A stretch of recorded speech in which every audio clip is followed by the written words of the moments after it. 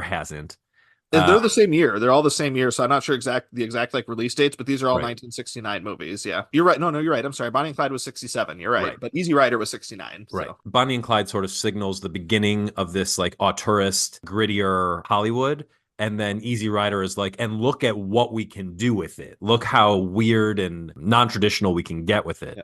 Well, and Midnight Cowboy is right in here too in 69 too, which is another kind of piece of that puzzle. Big time. Like the first, that's like how extreme can we go? Like this is an X-rated movie about homosexuality. We'll talk more Mhm. about Midnight Cowboy and maybe even a little bit more about Easy Rider when we get to our best of the year.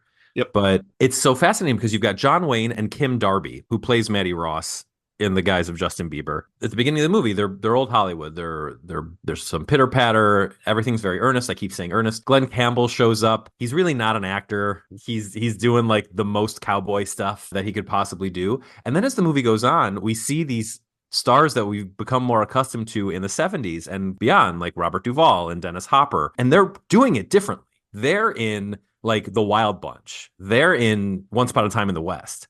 They're not in Shane. And I think it's very cool to see the movie progress in that way. Hmm. My only problem with it is that Kim Darby and Glenn Campbell, in my opinion, suck. They're so bad.